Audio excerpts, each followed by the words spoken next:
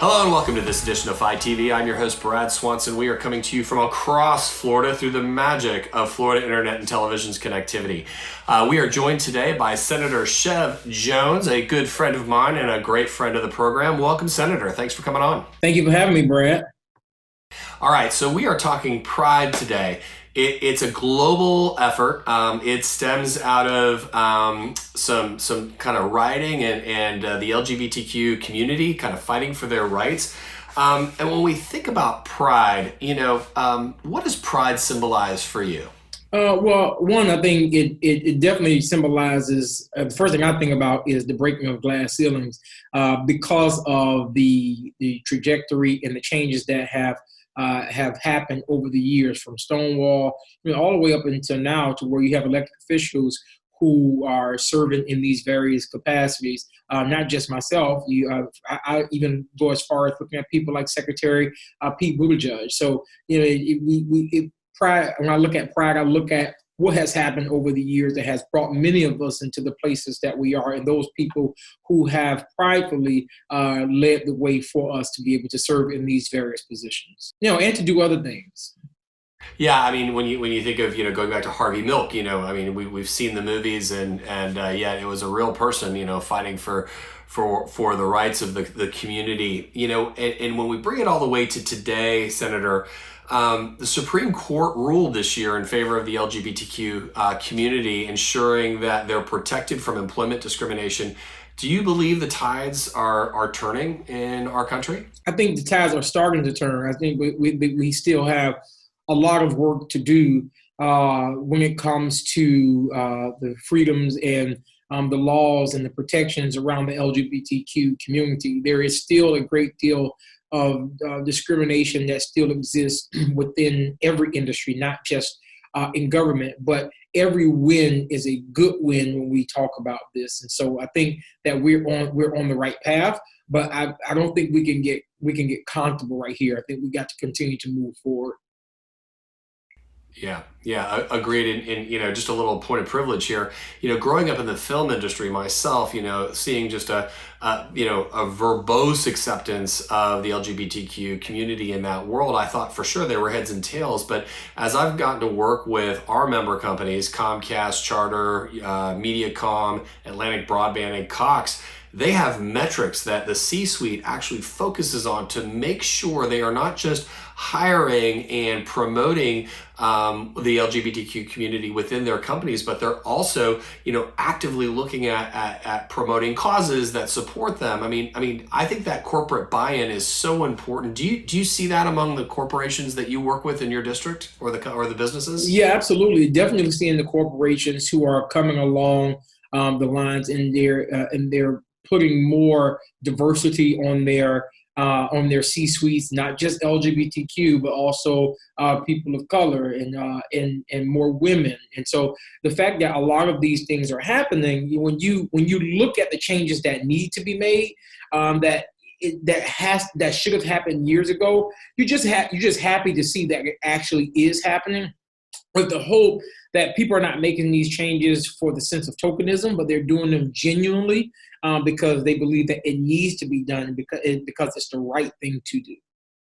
Right. Well, and you think about the fights for ethnic inclusion and equality. It's almost like the LGBTQ community almost lags those efforts by 10 or 15 years. But it seems like and I'm not going to say an outsider, but from someone who sees it but is not directly affected by it, it looks like they're kind of coming into almost a tie race for fighting for more rights and a greater acceptance. Do you agree with that, or do you think there's still a lag there? Yeah, I agree with you, and I do believe that there is a lag, but it's not that far behind, because I'm to the belief that you can't do one without the other. When you're looking at changing policies and changing the ways and changing the culture of your industry, you can't change one and not look at what else is within the industry that we need to change. So I believe that it's happening, some slower than others, but the good thing is that it is happening. And some people look for fast change, and all of us, everyone wants to see something change as quickly as possible. Right. But yeah, I would rather see some type of movement than no movement at Yeah, of course, as we all would. All right, let's switch to the role you're at least in my world most famous for as a senator. But as the first black gay man in the Florida Senate that we know of, right? Do you have a message for others in the LGBTQ crowd who may consider running for office? What do you have to say to those folks who go, you know what, I'm sure of it, or I'm not sure of it, or what do I need to know about it? What's your message for them? my message is there's no one stopping you but you. And I have this saying that when you become okay with it, you give everyone else permission to be okay with it. One thing that I found out during my campaign was that people weren't interested in my lifestyle. People were interested in what type of leadership I was bringing to the table. When we knocked on doors, no one asked about my sexuality. You know what they did ask about? They asked about their health care. They asked about the education of their children. They asked about their unemployment. Those are things that they were more concerned about. And the people who did bring it up, it was just out of curiosity, or even to say that it's very noble of you that you're running and you'll be my state senator. And some of them they counted it as a privilege. And the people who who did when we were campaigning, there was one or two people who said, "I'm not voting for you because you were gay." And you know what? I don't even call it ignorant. I call it uneducated. And so within this role that I'm in right now, my staff and myself, we're committed to educating people, not just about who I am, about what our office is doing. That's why I'm big on us making sure we do our part in community engagement, so people know that we can come in, we can get into this position because of me being the first openly anything. We get into this position because we want to help people. Right, right. I mean, you are known for your leadership at city council and in policy world, in the House and in the Senate. I mean, at least amongst the professionals that work in the government affairs space. I mean, we've known you for a long time based upon policy, and only recently on the lifestyle. And I think you lead with that, and you definitely don't hide from either side of that conversation. So when we think about that, and you think about your colleagues, I think I saw some of the most thoughtful debates and passionate debates this year in the Florida Senate. But is there a message surrounding pride that you would have for your colleagues, both gay and straight? What would you say to your colleagues with regard to pride? Yeah, what I will say to my colleagues is that everyone wants to live the same life. Everyone wants to live the life of a free life. Everyone wants to live a life of equality, and no one wants to be marginalized. Every last one of us, we wanted to go home to do one thing: to love our families and to love our communities. And I think if we lead like that, and I always say this, I always say that if we lead with the light of love, it totally deletes everything else. Because when you lead it in that manner, you won't put personalities in the way of policy. You put the people, you put the person who you're doing it for, and that's what my encouragement to my colleagues is that when just before you think about hitting foul on that particular bill that you might have, think about who you might be hurting. Think about the individual who might not be in your community. Think about the person that might be in my district. And so that's where I would want people to, who I serve with in the Senate. And I know there was a lot of passionate debates because we did a lot of tough issues this past legislative session. And I go back to what I just said, that if you find a different way to lead and realize that it might not be me, but it might be them, and I don't want to hurt anyone else, then it'll change the perspective of how you do things and why you do Yeah, it. yeah. Well, I think you're changing perspectives every day, and you've been doing that since your first day in the House, and definitely every day you've been in the Senate.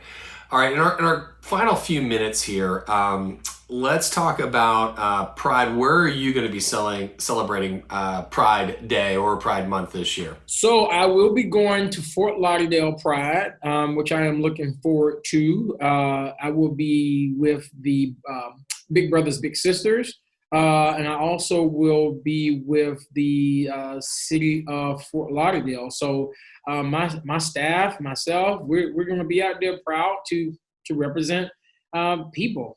Not because when you listen in if you ever been out to a Pride festival, it is the most invigorating and most energized space to be in.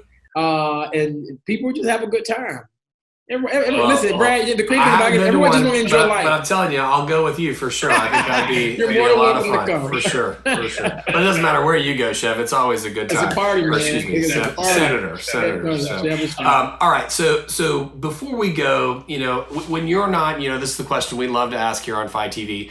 When you're not fighting for freedom, equal rights, and the policy that you're passionate about in the Florida Senate, what does Senator Shev Jones like to stream? What are you binge watching? Tell our viewers how you take your mind off the world. So I do two things. I love jogging. I like taking a walk. Those are like some of the things that kind of get to clear my head. But you know what? I'm a nerd, so I'm going to put it out there. I love documentaries. I can watch a documentary all on a weekend. Man, put me on a good documentary, I can watch it all day. All right. We're going to nerd out and watch some UFO documentaries or something like that. I look forward to it. Well, Senator Jones, it's always a pleasure to have you on Fight TV. We appreciate you coming on for this episode. Thank you for having me, Brett. All right, thanks. That's all the time we have for this edition of Fight TV. For more great interviews like this one, make sure you hit us up on our social media feeds. And for now, thanks for tuning in.